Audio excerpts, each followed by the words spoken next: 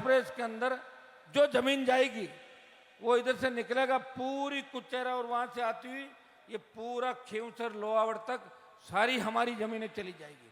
कौन करेगा इसकी लड़ाई बताओ मुझे? तुम तो फिर 5 जने इकट्ठे होंगे।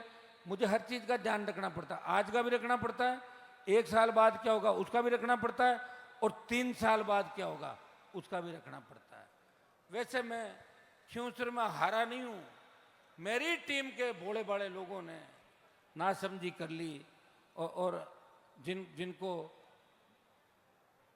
नहीं था समझ, ऐसे व्यक्ति से मुझे कहा था उस समय कई लोगों ने, इसको प्रधान मत बनाना, ये जयचंद है।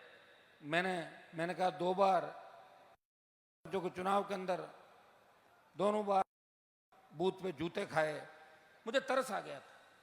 मैंने कहा मेरे लिए पिटाई खाई है, दोनों बार ही करा था ना।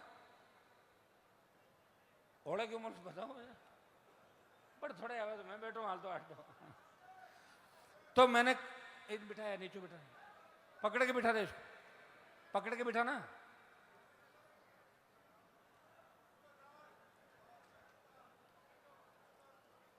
वही बोल रहा हूं।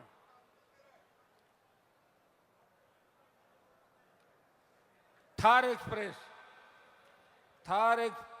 को हम चाहते हैं कि फड़ौदी नागौर और नागौर से कुचामन जयपुर, ये बना हुआ ना सारा का सारा, इसको कर दो नेशनल हाईवे घोषित, बना दो थार एक्सप्रेस। मना कौन कर रहा है? जिसमें जमीनें अलग नहीं चाहिए, आपको चाहिए कि किसानों की जो उपजाऊ जमीन है उसको हम किसी भी कीमत पर नहीं देंगे।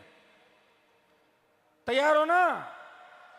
क्योंकि जमीन सारी ले लेंगे तो क्या कर लोगे, बाद में कौन पूछेगा आपको गांव के अंदर?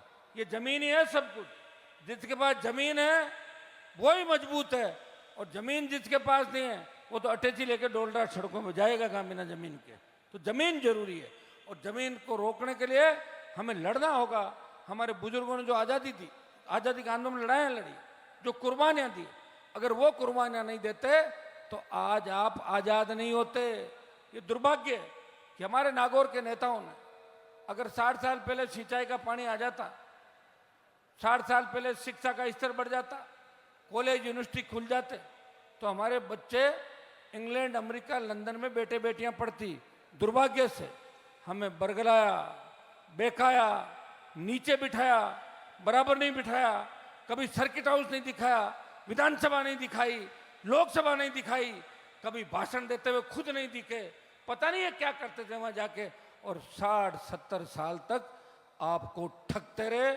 1945 से लेके और 1996 के दौर तक, और अभी भी कोई न कोई उनके लोग यहाँ किसी न किसी बहाने आपके बीच आते हैं। इससे बड़ा दुर्भाग्य नहीं। भाइयों, अपनी ताकत को पहचानो और मजबूती के साथ लड़ाई लड़ो। एक साथ लड़ेंगे तो